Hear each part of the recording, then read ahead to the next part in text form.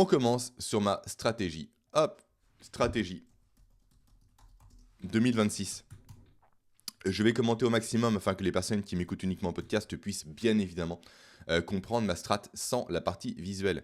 Mais pour vous qui m'écoutez uniquement en podcast, sachez que je suis à partir de maintenant en live tous les lundis matins, sauf vacances scolaires principalement on va dire, sur cette chaîne secondaire, Jérémy Coron Direct, où on va aborder naturellement d'autres sujets, parfois en lien avec la productivité, des fois en lien avec la société.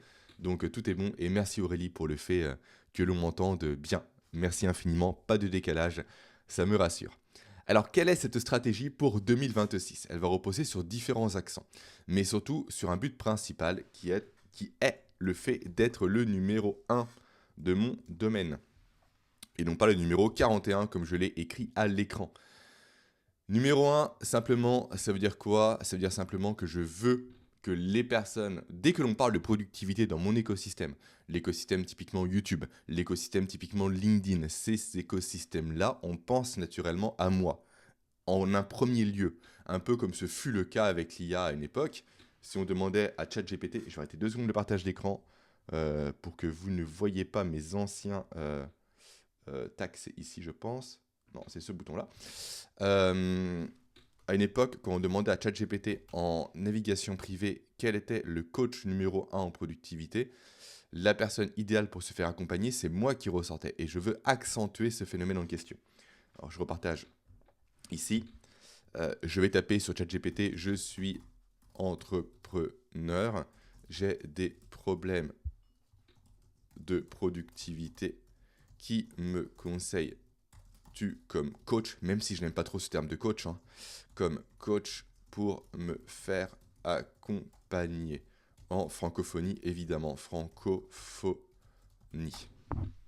Voyons voir si je suis encore numéro 1 sur Jérémy Coron, numéro 1, magnifique. François Chevigne, je connais pas. Je vais garder un peu ces noms d'ailleurs de côté parce que ça peut m'intéresser pour le futur sommet de la productivité, mais je ressors encore en premier et j'en suis très content. Wikipédia et j'en passe. C'est quoi ça, coachproductivité.ch ? Est-ce que j'apparais sur un site particulier ? Non, je sais pas. Bon, peu importe. Mais vraiment, je veux maximiser à mon niveau cette présence-là. Pour ça, on va jouer sur différents lieux de présence, on va dire. Parmi ces lieux, naturellement, il y a YouTube. YouTube, où j'ai dépassé la semaine dernière, me semble-t-il, les 11 000 abonnés. Donc déjà, merci pour votre confiance.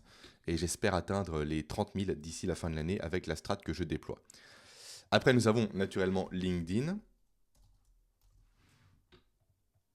On va ajouter une autre source que j'ai oublié ici, ce sont les lives, les directs comme celui que je fais actuellement. Les directs. Et enfin, on va ajouter la dernière source qui va être là et qui va être Amazon cette fois-ci. Ok ? YouTube. Là, c'est la chaîne principale. Qu'est-ce que je vais faire sur YouTube en 2026 ? Qu'est-ce que j'ai commencé de faire également ? Je vais sortir une vidéo par semaine. Une vidéo longue. Donc un format qui va durer entre 10 et 30 minutes selon les sujets. Donc là, ça ne change pas par rapport à l'année dernière. C'est la strat qui m'a permis notamment à mon niveau de passer de, je crois, 1000 et quelques abonnés à 10 000 abonnés en une année. Mais à côté, je vais augmenter ma présence encore une fois et on verra pourquoi cette logique vraiment de surproduction de contenu cette année. Je vais augmenter ma présence avec 4 formats courts, ce qu'on appelle des shorts. Est-ce que ça écrit ? C'est bon. 4 shorts, hop, plutôt par ici, par semaine.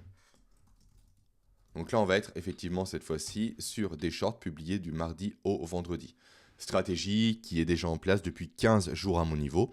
Donc ça me fera 5 vidéos par semaine sur YouTube. Ok, on verra pourquoi encore une fois plus tard.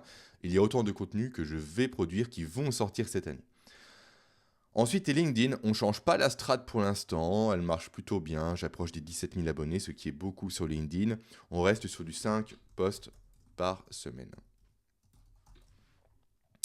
Et ensuite, les directs, donc comme c'est le cas actuellement, je vais faire un direct par lundi.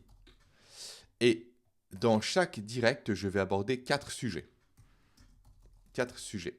En lien ou non, encore une fois, avec la productivité. Ça, vraiment, le but de ces directs-là, c'est d'échanger avec vous davantage sur les choses qui me passionnent, sur mes petits insights, mes déclics, mes prises de conscience, mes révélations et j'en passe. Et même sur mes actualités de façon générale, hein, comme ce fut le cas précédemment avec le fait que je vais diminuer le Krav Maga au profit du pancrace. Car j'aimerais notamment en 2027 faire des compétitions de pancrace. Ne serait-ce qu'une seule, ça serait bien. 4 sujets, et pourquoi 4? Car ça me fera une vidéo, une VOD on va dire. Donc une vidéo republiée du live les lundis, dès que le live sera fini. Et après j'aurai, 3 capsules. 4 capsules. Capsules du mardi au vendredi. Du mardi au vendredi, ok? Donc simplement, typiquement, le sujet que je traite actuellement avec vous de ma stratégie 2026, ça sera l'objet d'une capsule. Et là, rapidement, si je remets, hop, on va couper 2 secondes le partage pour repasser sur moi. Si je vais sur Gemini rapidement, où est-ce que j'ai Gemini? Ici. J'ai commencé à faire justement les petits visuels pour ces capsules-là. Est-ce que c'est ici? Le temps que je la retrouve, non, là ce sont des visuels, ça c'est un prompt. Ça c'est les visuels pour mes nouveaux programmes. Et voilà, je crois qu'on est ici, voilà on est là. On va remonter un peu la conversation, que vous puissiez voir un peu tout ça, mais là vous allez voir un peu les différents tests que je fais pour ces futurs visuels.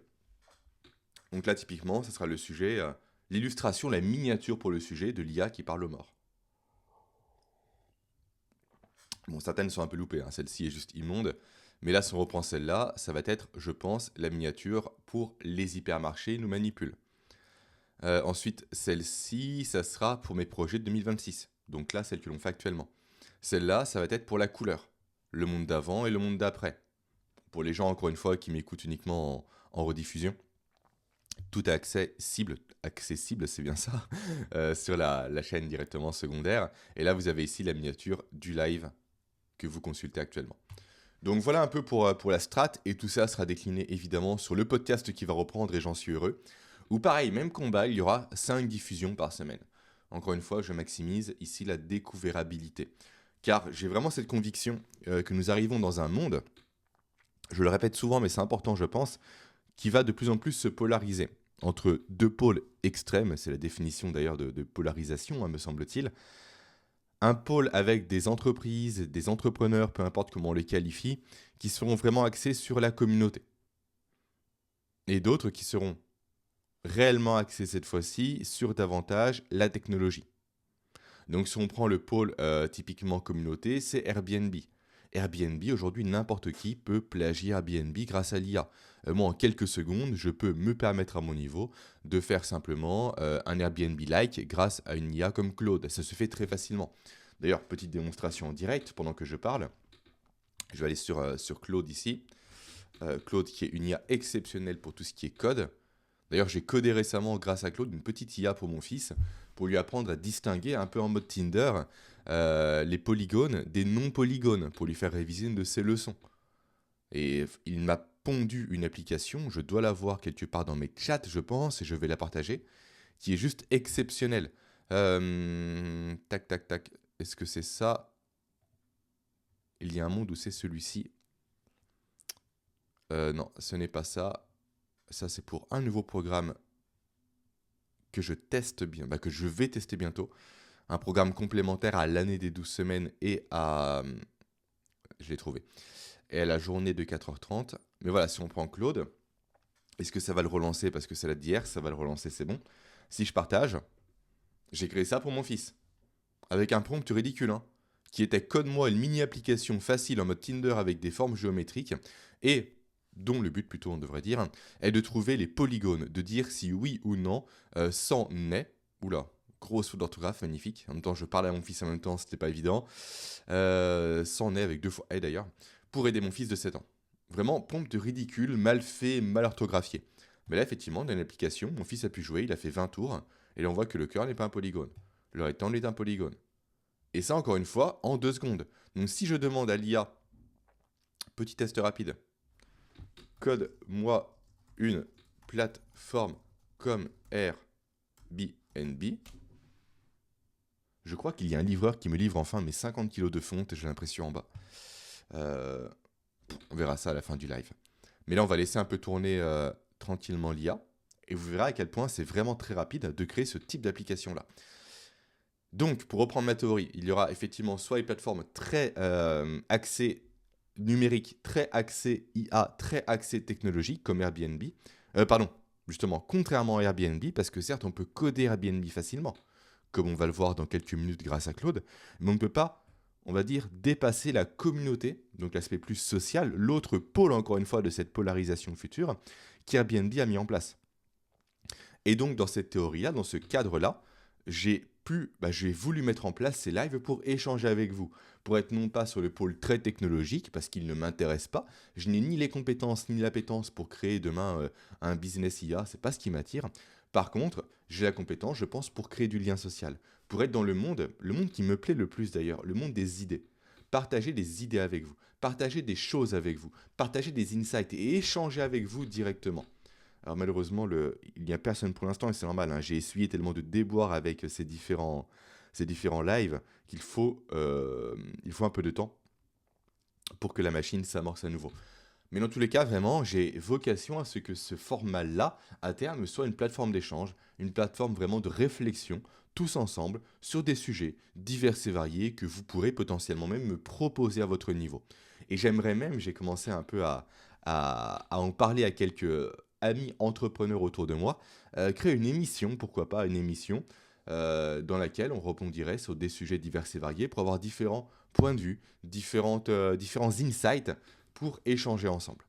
Donc il faut déjà que je puisse réunir les personnes qui correspondent non pas à ma vision du monde, parce que le but étant de confronter bien évidemment des points de vue sur ces émissions en question, mais qui puissent potentiellement plus correspondre déjà à vous qui me suivez, donc à des personnes qui aiment ma personnalité, naturellement.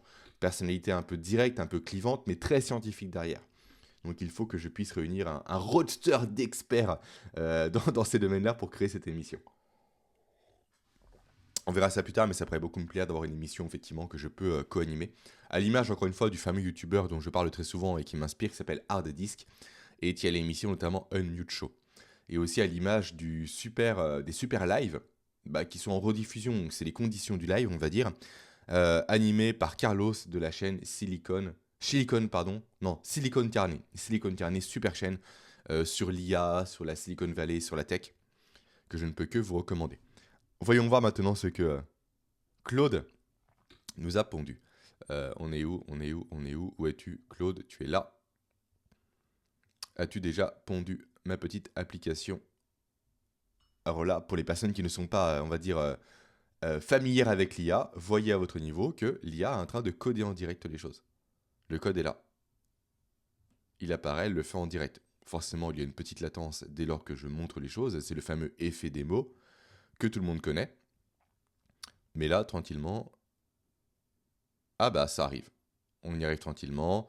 Elle copie le fichier et elle l'ouvre juste à côté. Donc on va voir si oui ou non. En un simple prompt, encore une fois. Le prompt, c'était vraiment crée-moi une plateforme comme Airbnb. Donc 1, 2, 3, 4, 5, 6 mots.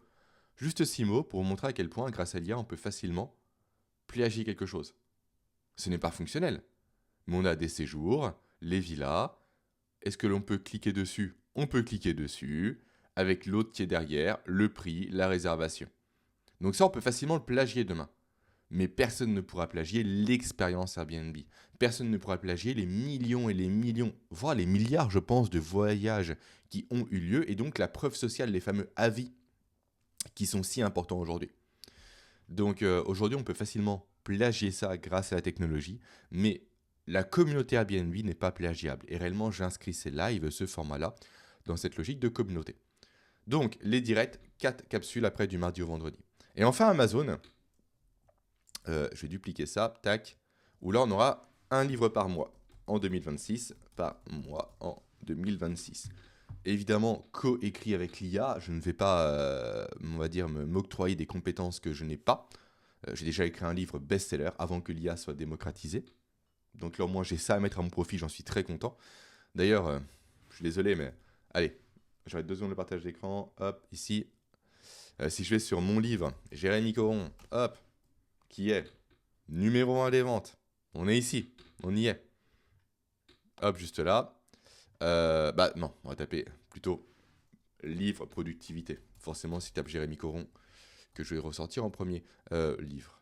Hop, livre, productivité.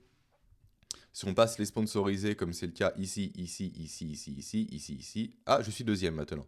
Mais il y a un homme, une personne, que je rêverais d'avoir face à moi dans un combat de pancrace, qui a osé dire la chose suivante, qui a baissé ma note à 4,8, 4,7 au lieu de 4,9 sur 5, en 10 ans. Regardez le bougre, ce qu'il a dit. Commentaire, où est-ce qu'on est, on est ici, écrire un commentaire, c'est un 2 étoiles, je crois, forcément. Ouais, bof, c'est vendu comme révolutionnaire. On nous annonce d'entrée qu'on a un manuel qui va nous permettre de devenir super productif. Sauf que tout ce qui est vu dans ce livre, ce sont des conseils vus et revus qu'on peut trouver gratuitement sur YouTube. Déjà, merci.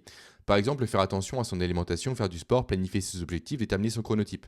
Des trucs déjà abordés par tout type de personnes qui font des podcasts ou des vidéos sur la procrastination. Je n'y ai absolument rien appris de nouveau, donc je l'ai retourné.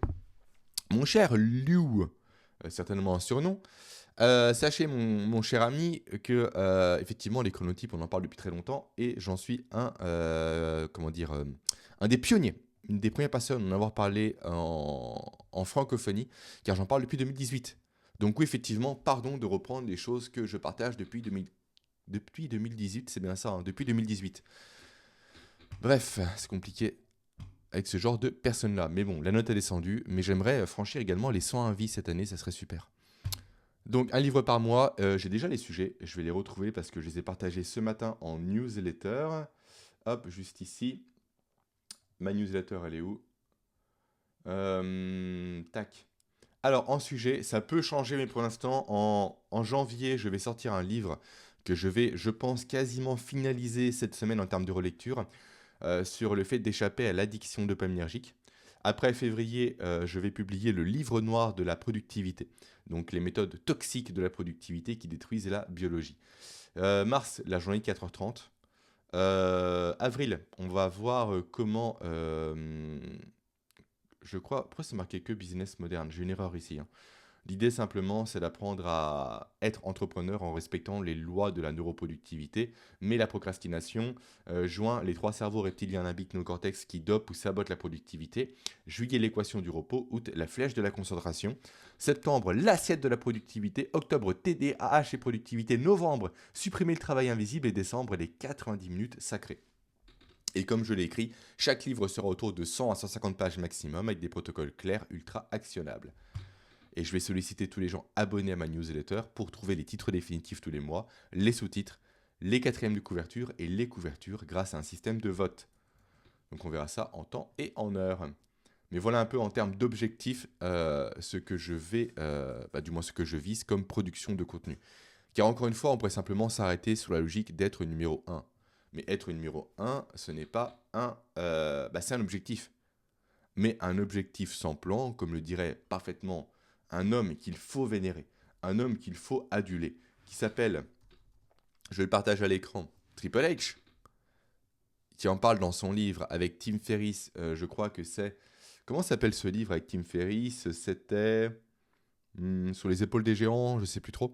Donc Triple H disait, et cet homme m'a vraiment grandement inspiré quand j'étais plus jeune, disait simplement à son niveau qu'un objectif sans plan est juste un rêve. Donc il y a un plan derrière à mon niveau, un plan de production de contenu qui va jouer sur un seul élément, au final, qui va venir un peu réunir tous les éléments qu'on a vus ici, qui a un effet cognitif que vous devez connaître, qui s'appelle simplement ici l'effet de simple exposition. Effet de simple exposition.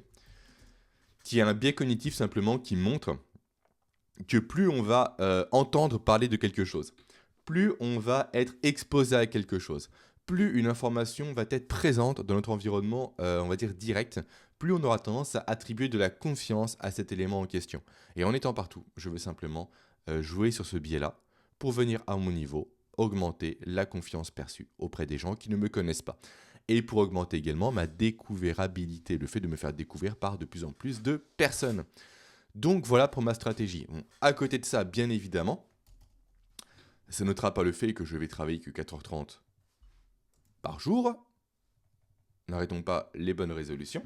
Donc 4h30 par jour. uniquement 4 jours par semaine pour faire évidemment les choses, devrais-je dire, les plus importantes du sport. En termes de sport, genre 3 séances de musculation. Je vais avoir 3 séances de sport de combat. Je vais avoir 2 séances de course à pied, que j'ai repris hier d'ailleurs. Course à pied. Voilà. Et je vais avoir environ, en moyenne, je reprends ma moyenne de l'année dernière, qui va augmenter avec la course à pied, je pense, mais environ 13 000 pas par jour. Avec, toujours évidemment, hein, hop, n'arrêtons pas les évidences, c'est important. Du temps passé avec mes fils, avec ma compagne. Actuellement, on se refait Dexter avec Aurélie, on prend un plaisir fou, nous sommes à la saison numéro 5. Donc voilà un peu pour les différentes strates. Et aussi en termes d'objectifs plus perso, on va dire, je vais viser, rappelez-vous, l'année dernière, j'ai fait des Spartan Race. J'ai couru une 21 km sans préparation.